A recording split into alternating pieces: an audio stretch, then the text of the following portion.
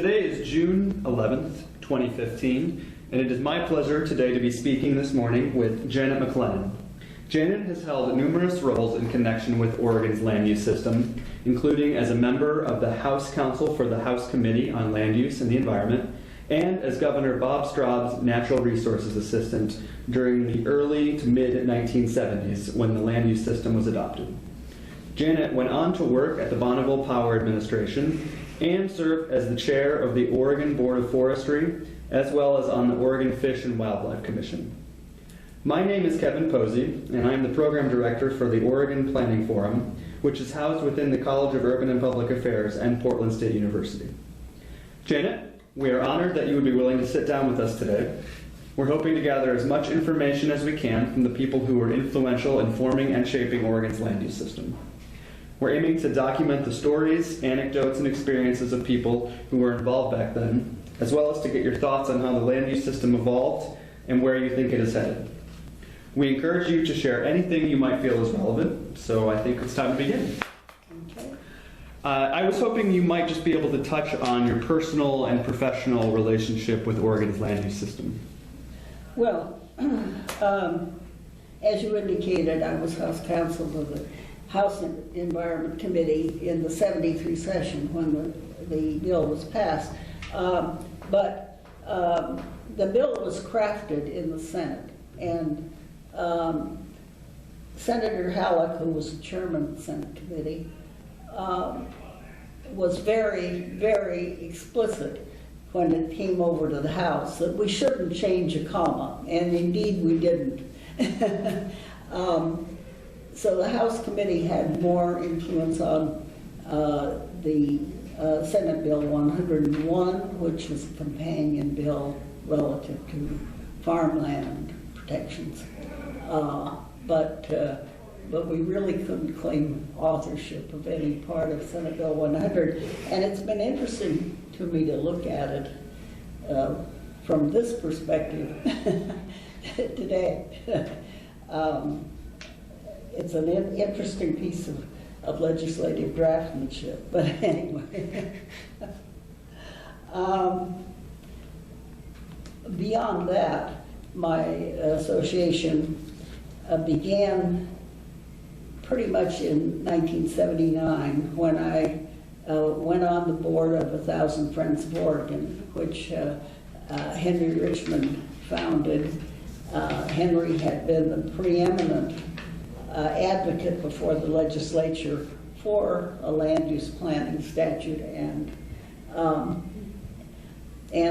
conceived of the idea of 1,000 Friends being an advocacy and kind of public interest law firm to promote the development and sustenance of the Senate Bill 100 as it was implemented and applied. And so when I left state government in '79, why, I was happy to join with the group that he was assembling as a board. And I served on that board until 1987, when I went on the Board of Forestry. And much of that time as chair of the board. It was a valuable experience, and one that I grew very respectful, not only of Henry, but Bob Stacy and Dick Benner. In those days, these young attorneys fresh out of law school, really, who together were very influential in succeeding, really in defining the workability and the effectiveness of this piece of legislation as it was applied on the ground. Great. And then your further work with the Fish and Wildlife Commission, did that tie in at all with?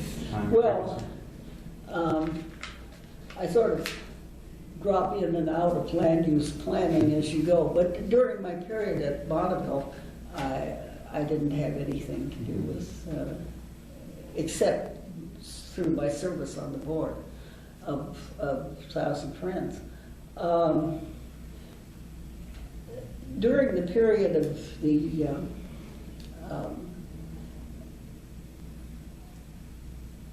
excuse me,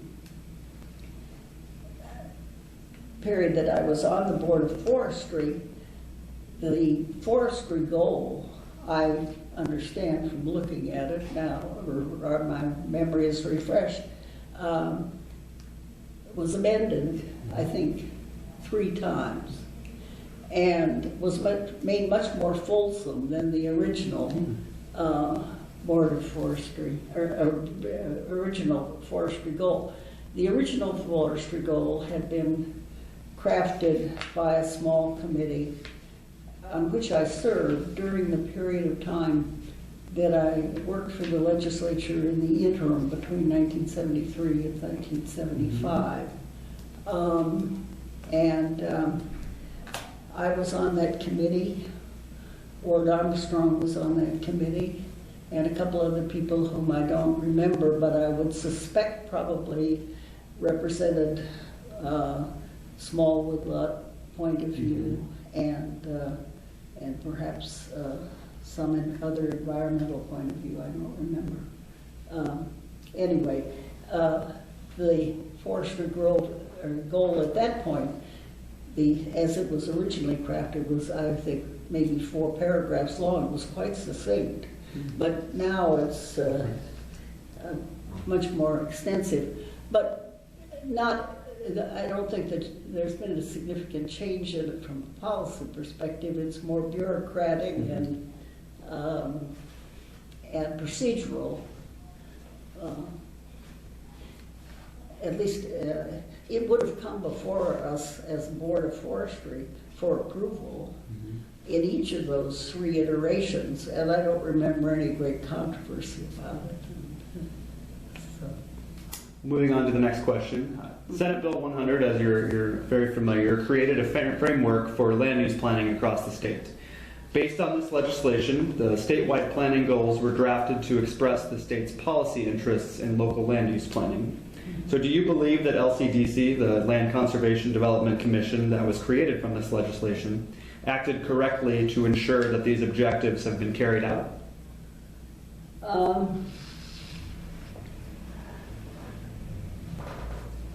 Yes, I believe generally they did. If you look back at Senate Bill 10, the predecessor, there's rather a longer list of policy concerns, but I think the goal statement says they were crafted for that initial effort in 1974, pretty much encompassed all those concerns.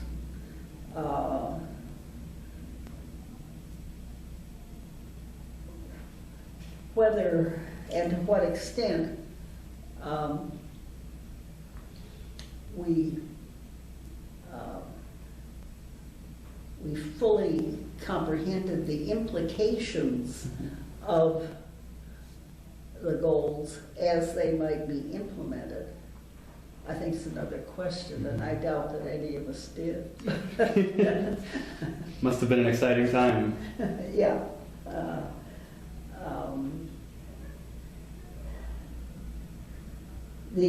As I recall, L.B. Day, who was chair of LCDC, was quite arbitrary about those being the goals and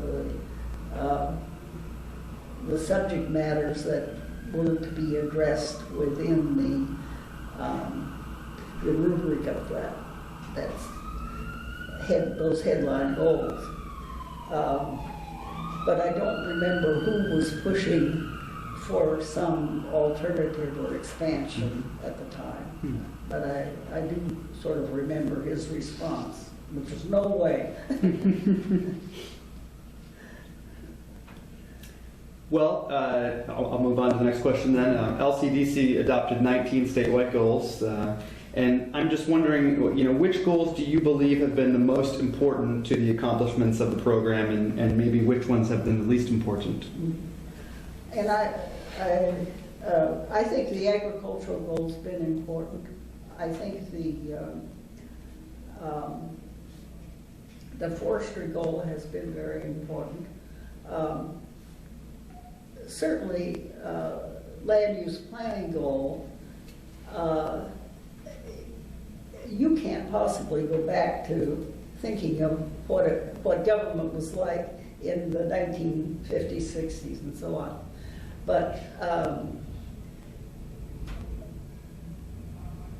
as the law of administrative procedures developed from the Depression on and through the war years and into the years after the war, with respect to natural resources generally, the pattern in law was to give great deference to the agencies, particularly at the federal level, the U.S. Forest Service, Department of Interior, and so on. And so the idea of broad public participation and the vacuuming up of a lot of public opinion and concern and advocacy in making decisions was not at all the way things were done.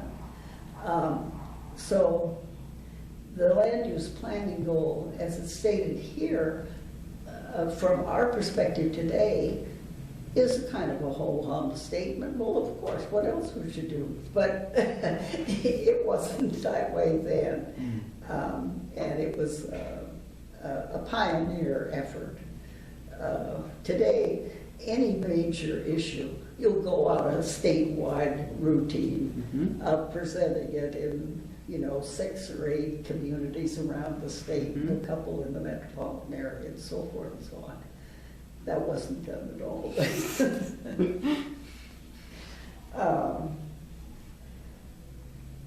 With respect, for instance, to the coastal goals, I really don't know, because I haven't really associated with those issues since 1968, when I ran a campaign that failed with respect to the beaches. Can you talk about that a little bit? Huh? Would you mind talking about that just a little bit? Well, no, that's not necessary to talk about, because it really wasn't so much a land use issue. But anyway, you mentioned having spoken or having planned to speak with Ann Squire, and she'd be a very good person to talk to about that, Great. as would Steve Shell. But also Cameron LaFollette, and she is the land use person for the Oregon Coastal Alliance, located in Astoria. She's an attorney and was in Oregon. I don't know whether she was here in '73, but she was certainly here by the time I was in the governor's office in '75, '76. In that period, subsequently went to law school and came back to Oregon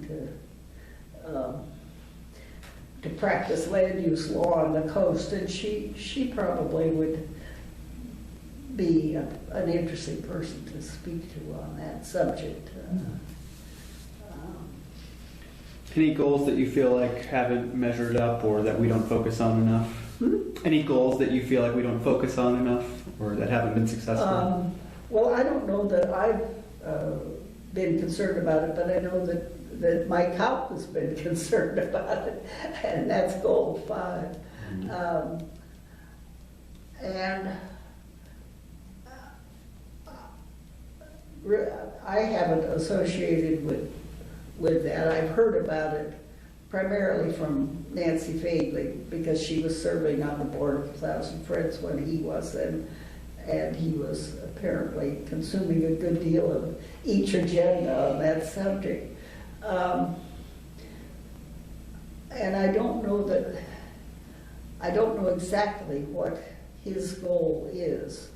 I sense that it's a frustration at not having a handle, probably a litigative handle, on sufficient wildlife issues. In other words, that the program and the goal as it's written don't offer opportunities for litigation. And I'm not sure I would think that would be a good idea, frankly.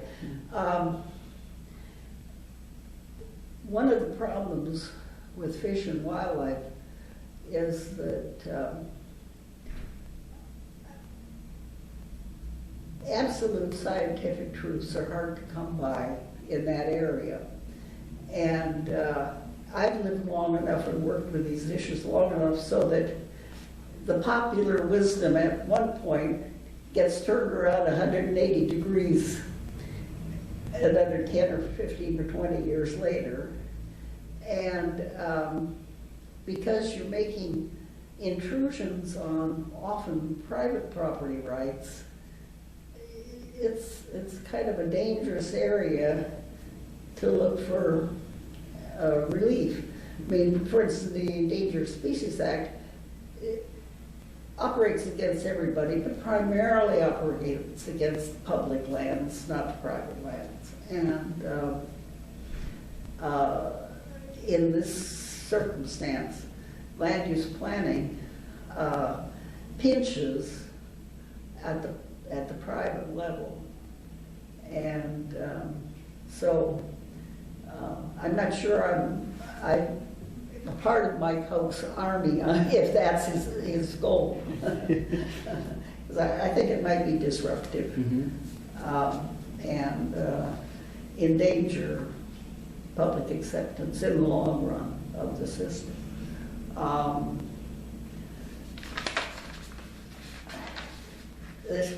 Frankly, there's some goals that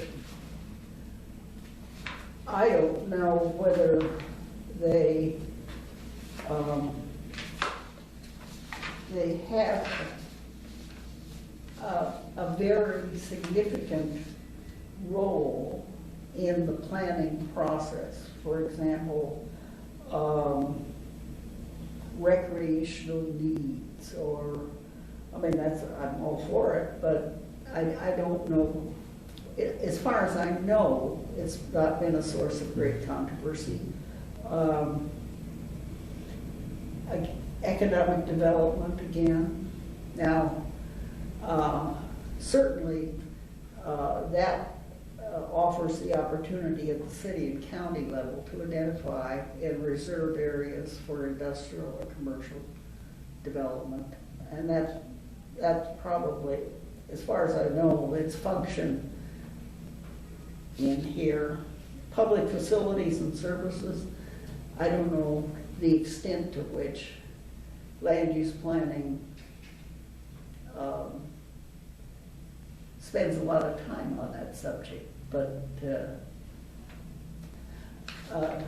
another person you might want to talk to sometime is Margaret Kirkpatrick.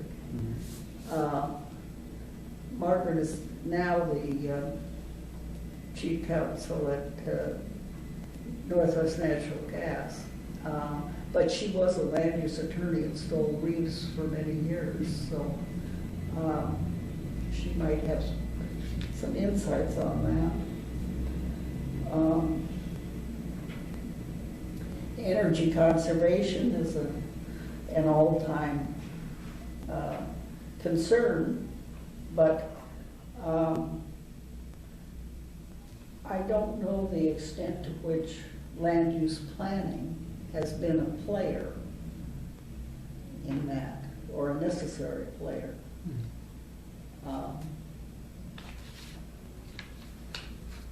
With respect to the Greenway, as I think I mentioned in our telephone conversations, that arose out of before Senate Bill 100 was conceived.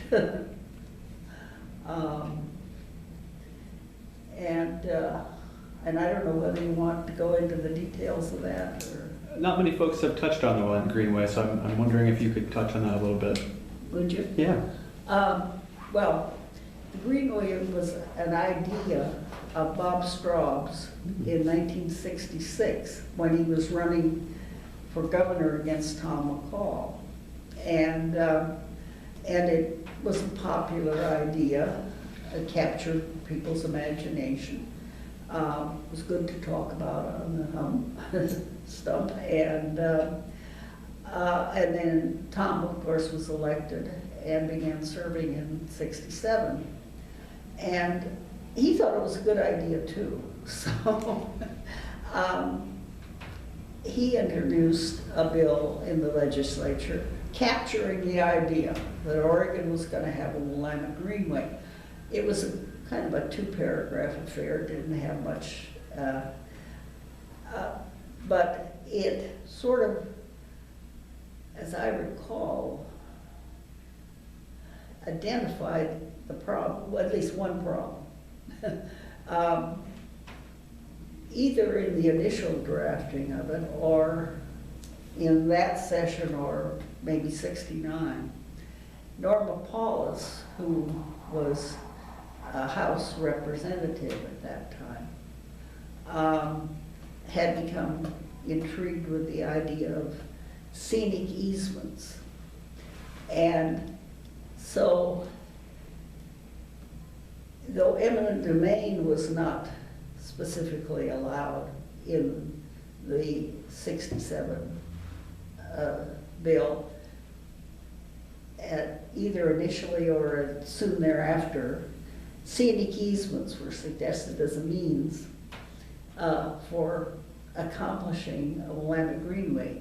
Well, the problem with scenic easements is that you have to be in a boat looking out to get any scenery. Mm-hmm. And if you don't have any access to the land, except the dock that you came from and the dock you're going to, why, your opportunity for recreational activity and enjoyment is limited. And that, of course, was not the idea that Bob Straub had. He had an idea there was going to be a greenway, not necessarily condemned from Eugene to Portland, but with ample opportunity for people to use it. Mm-hmm.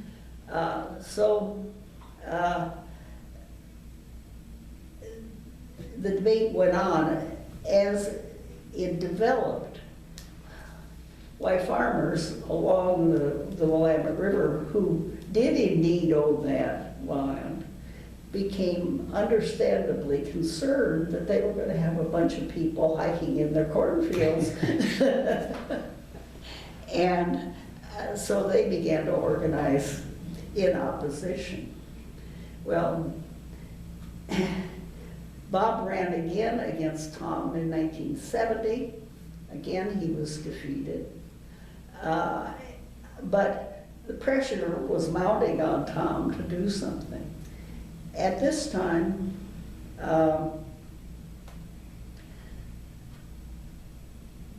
we didn't have a Department of Transportation, we had a State Highway Commission. And the chairman of the State Highway Commission was Glenn Jackson, a very powerful kingmaker in Oregon. He was chairman of the board of PP&L and chairman of the Highway Commission. And Glenn got the idea that to solve this problem or address the problem, he would use the authority in the highway law to use eminent domain to the extent necessary. And they, under parks, which at that time was under the Highway Commission umbrella, Department of Parks, that he would use this Eminent Domain to establish 5 big state parks between Eugene and Portland.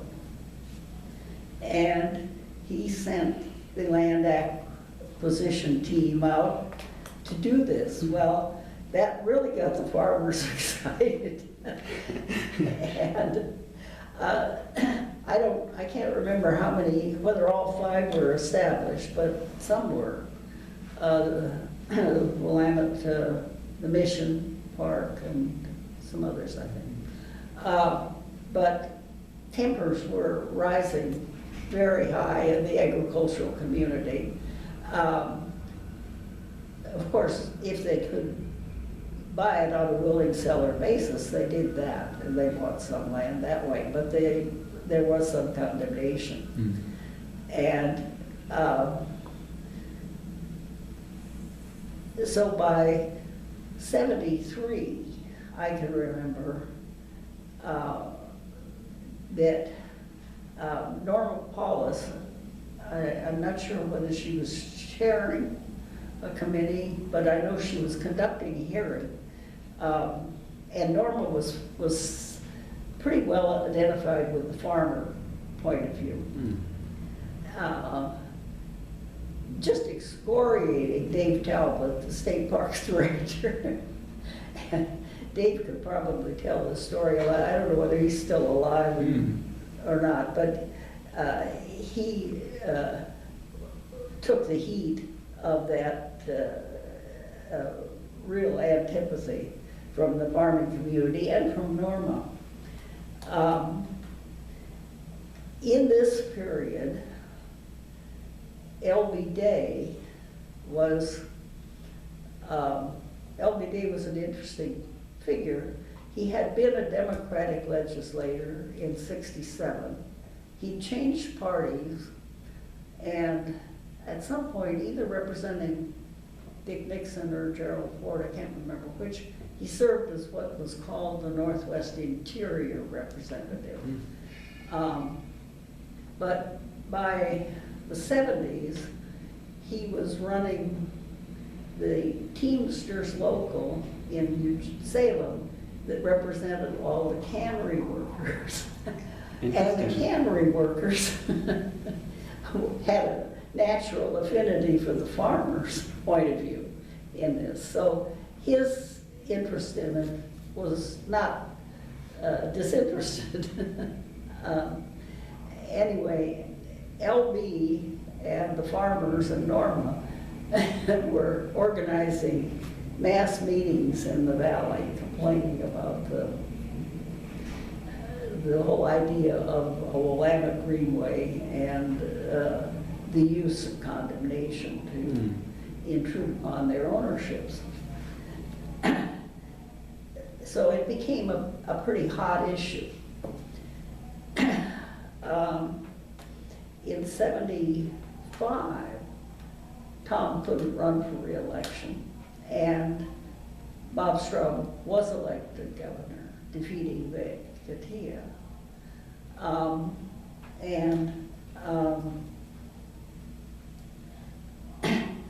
He immediately wanted to revive his idea of a greenway. So legislation was introduced, which did include the right of eminent domain for acquisition of parkland, or of greenway land. That bill, I didn't have anything to do with the lobbying of that bill. That was somebody else's assignment, Ken Johnson's assignment. But it failed in committee. Norma was on that committee and was a fierce advocate against it, and a vote against it. And so that was a big disappointment to Bob Straub.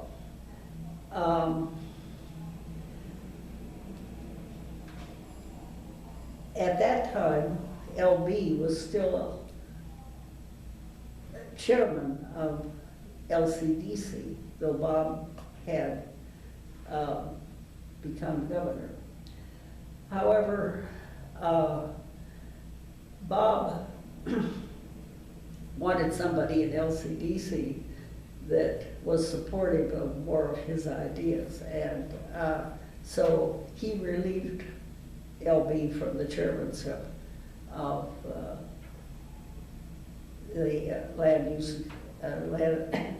Land Conservation Development Commission, which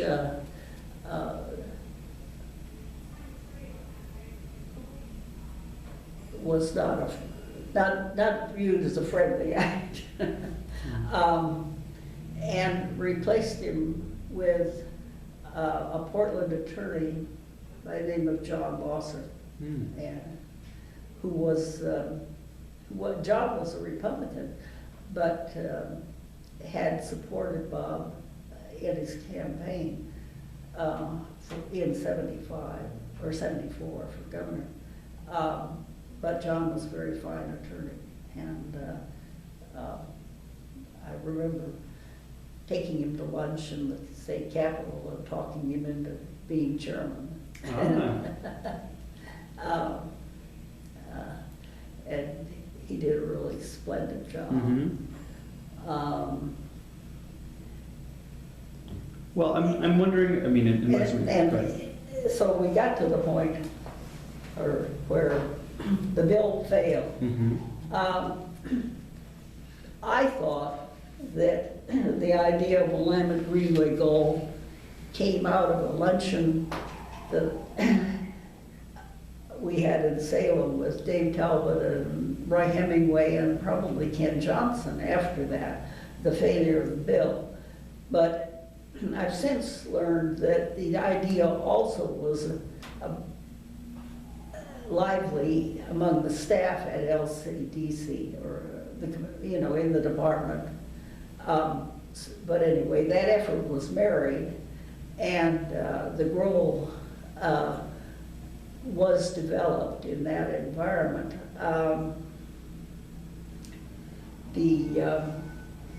Because of this long series of extraordinary farmer protest meetings that LB and Norma had, why, and I guess I forgot to mention that Tom, in connection with his legislation in '67, had created something called a Greenway Commission. When we came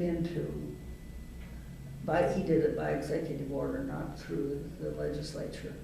When we came into office in '75, that, among a number of other commissions, were abolished. But to support the Greenway goal idea, why, Bob created a Greenway Commission.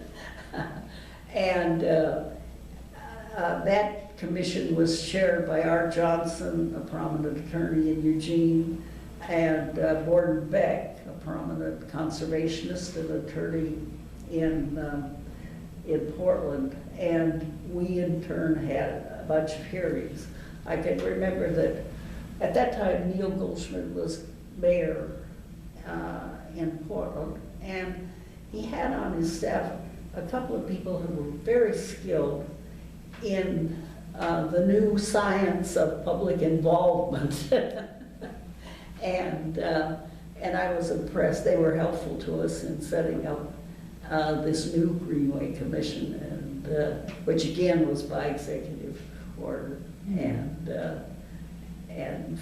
building a level of support in the towns of the valley for the goal. We actually have a whole question on this. It kind of leads nicely. In '74, LCDC and DLCD took a pretty unprecedented public outreach and involvement effort, and that proceeded into the first 14 goals.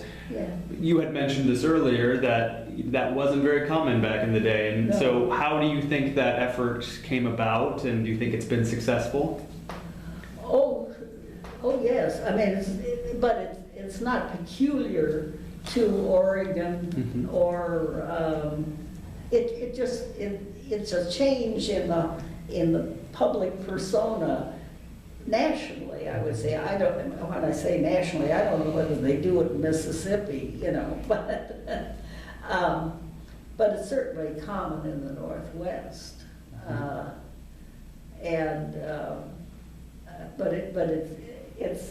it's always amusing to me to reflect on how the day it was back then. I can remember before I went to Bonneville, but we had a fish issue while I was in the governor's office, but the issue was how much spill in the river in time of drought. And so the states were lobbying Bonneville for increase in spill. And Bonneville was making its first effort in public involvement. So there was a night hearing, and I went over in the basement of the Sheraton Hotel, and I went over there, and a guy from Bonneville came and turned on a recording device and then left.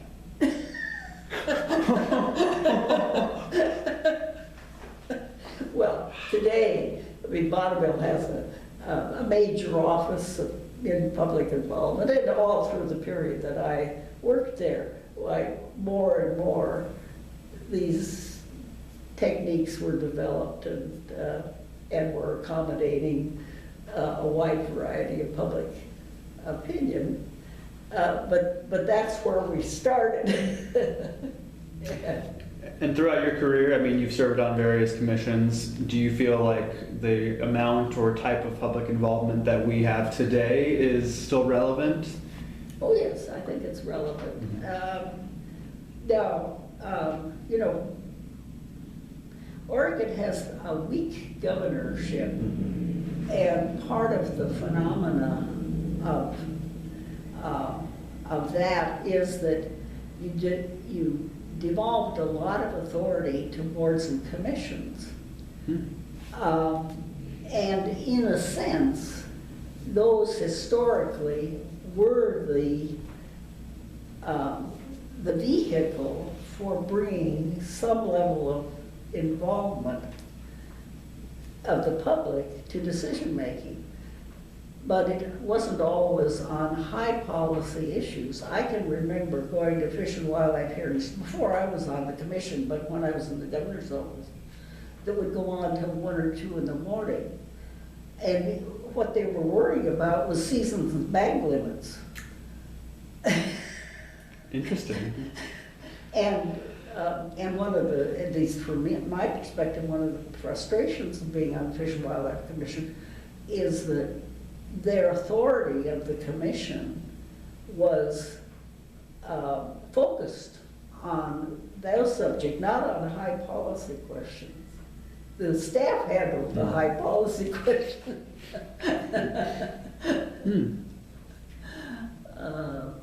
But anyway, those things were important to fishermen and hunters. And in those days, a lot more important than I think they are today. Because by the time I was on the commission in the late 90s, we passed all of those rules regularly and annually, but there was not an intense public interest in them. Certainly we weren't there till 1 or 2 in the morning.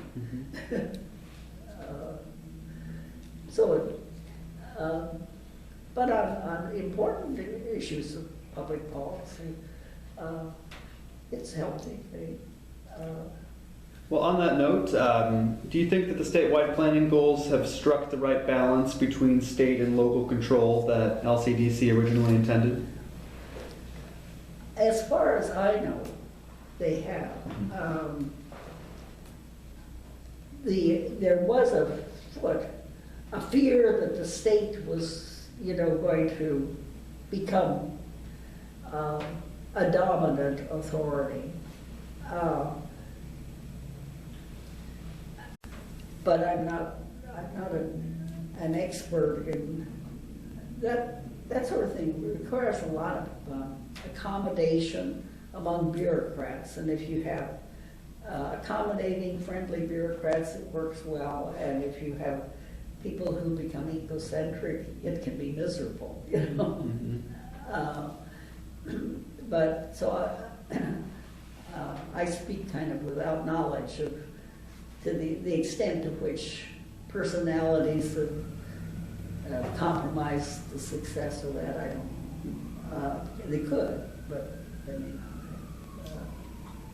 I think Oregonians are pretty unique in the awareness that they have of the land use system, and Yeah. I'm just wondering if you think any politicians, elected officials, ballot measures, other actions by the legislature, have they affected or undercut the system throughout the years? I mean, the history, and I'm not the best person because I've been on the edge of all those efforts at repeal and efforts at amendment and the compromises that have had to be made,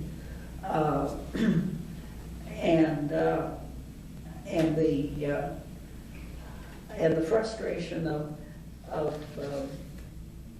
sometimes the success of the little old lady with the appealing story in terms of shifting public opinion, perhaps not to the best policy. You're referring to Dorothy English? Yeah, Mm-hmm. but we've experienced all that.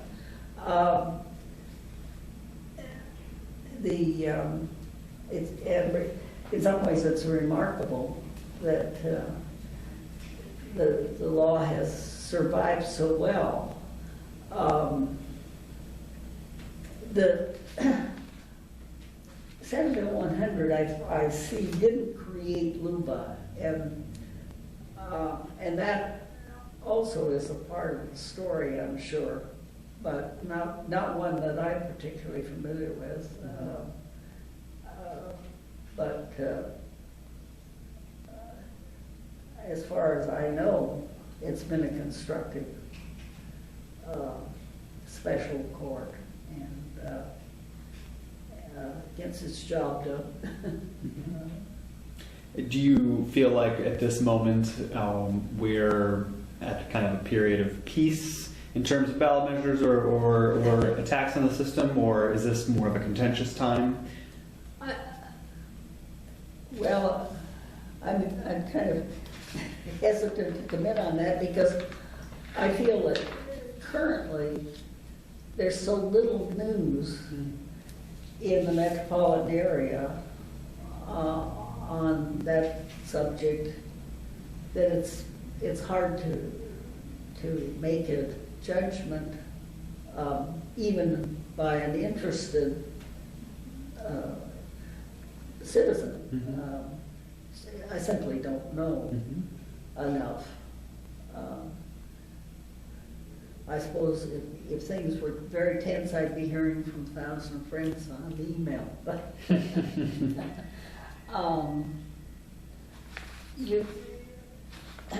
I noticed you're talking to Dick and Bob. Mm-hmm. I presume, I didn't remember, but I presume to Robert Liberty as well. Excuse me. We've done Henry Richmond's last week. We did Henry Richmond's interview last week. What about Mary Kyle McCurdy and Ed Sullivan? Is he on your list? They certainly should be considered. Mm-hmm. Well, Ed was legal counsel to Bob Straub during his administration in the 70s, and then immediately went into private practice of law and land use planning.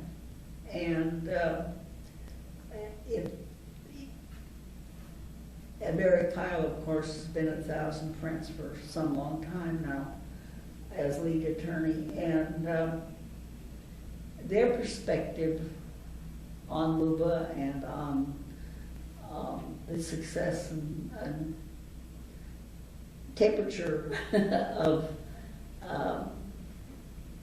the program, I think would be informative. Great.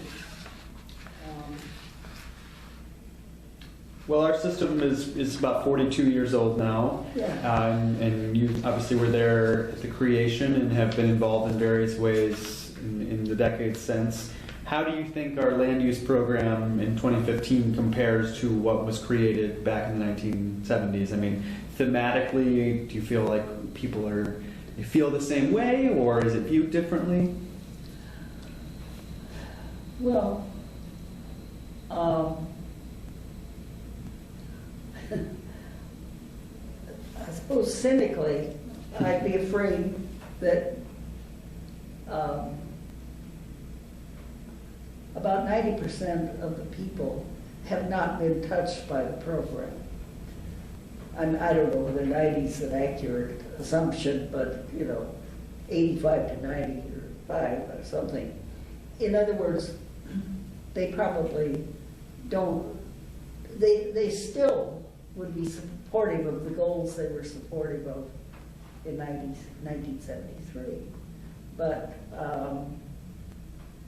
with respect to those who have been touched, they probably feel strongly pro or con, depending on win or lose.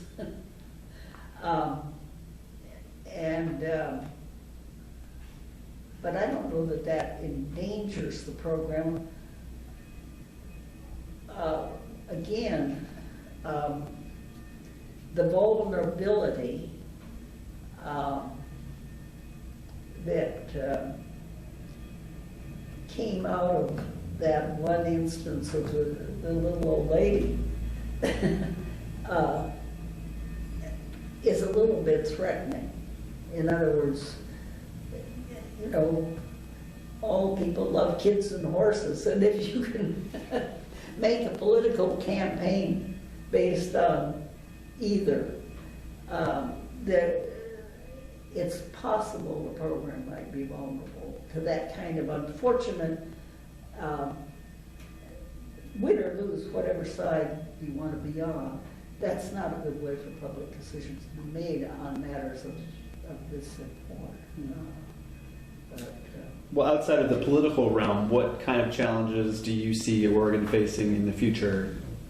Well, your population is going to increase, and my own personal concerns for the last 20 or so years, 25 years or so, have been focused on the forestry goal, and particularly the preservation of forest land for forest uses. And during the time I served on the Board of Forestry, I was a strong advocate for and was successful in that advocacy. I didn't meet any resistance to particularly, but to the idea that it was very important for Oregon to keep those lands in forest use. With the exception of Washington County, up until now, that's been pretty well successful. But there are a growing number of square miles in Oregon, in forest land, that have now 4 or 5 houses on them. And that is the differentiation between woodland and multi-use woodland or forest land. And to preserve a successful private forest products industry, the intrusion of housing into forest lands is quite threatening, because for a number of reasons, people don't like the kinds of activities, the heavy commercial industrial activities associated with the growing and harvesting of timberland. Moreover, the incident of fire is aggravated, and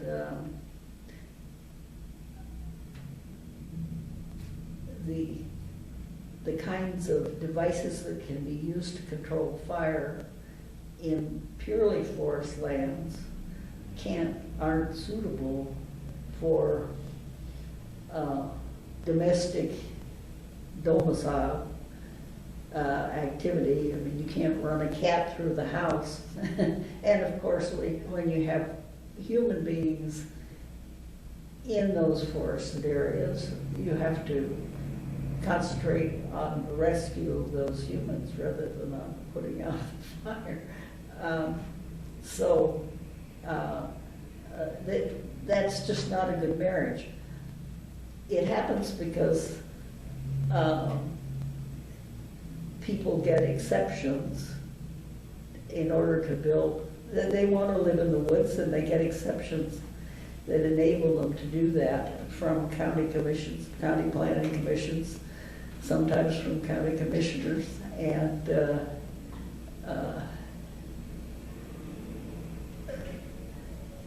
that's a subject that more people need education on at the county level, because it's not a healthy thing for anybody.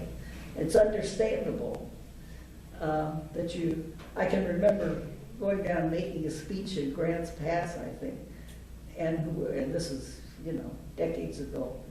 Whoever was the planning commissioner or planning staff said, all I want is for them to have a smile on their face when they go out the door.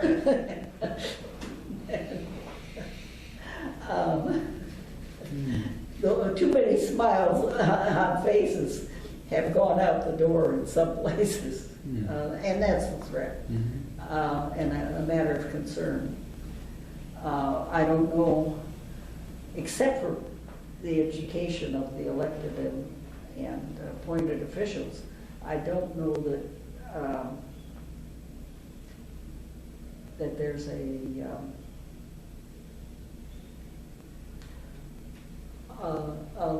legal amendment that's required. It would be difficult, I'm sure, to get passed. Well, are there any changes or additions you'd like to see to the planning laws or the statewide goals that would help us prepare for the challenges of the future, whether that be forestry or others?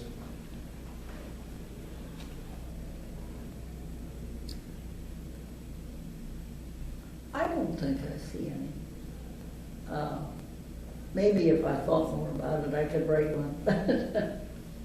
Do you think any goals were missed back in the 70s that, whether with hindsight or just even at the time, you thought, boy, we really missed this opportunity? I don't recall that.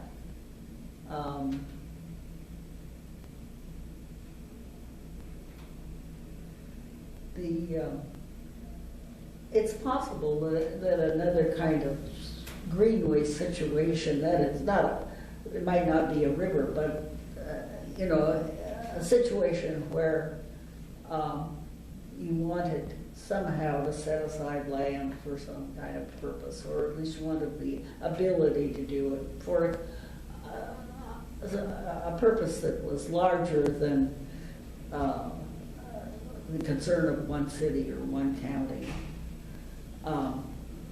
and that would fail at the legislative level, and that again you could craft a goal response of that kind. I don't have my mind on it at this point, and many of the lands that are sensitive now are federal lands, and this doesn't operate there.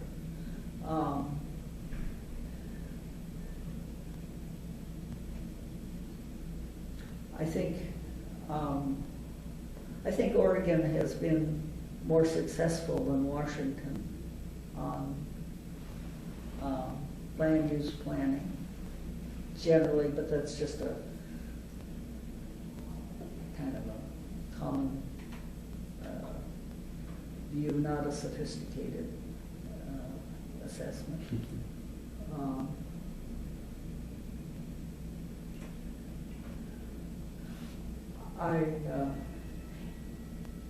Back in 73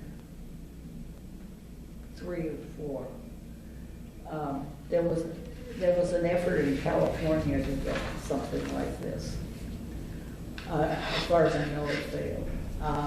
There was an organization that published a magazine called Cry California, and I remember at Nancy Fagan's request, I wrote a summary of Oregon's land use program, and that was prior to any real implementation of it.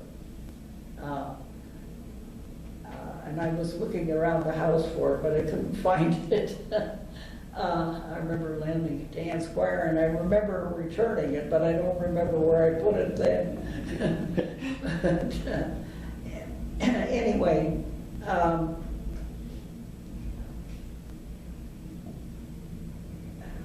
I think we captured something that is valuable, very valuable, in moving when we did.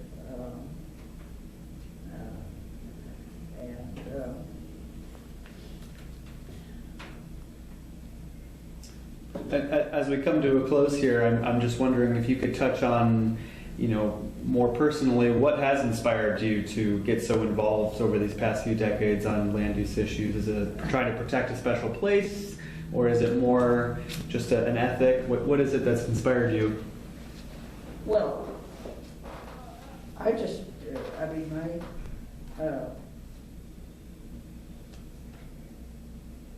my interest in orientation is as a citizen of Oregon, really. And I am interested in politics and political solutions. And I'm friendly to, I've been a bureaucrat and I've worked with bureaucrats for a long, long time, and I'm friendly to those processes. Some people are not, and they find it threatening and distasteful in every way, but I find it interesting and an opportunity for creative solutions. So, and I like Oregon. I was not born in Oregon. I was born in Washington, as a matter of fact. But my husband was born in Oregon.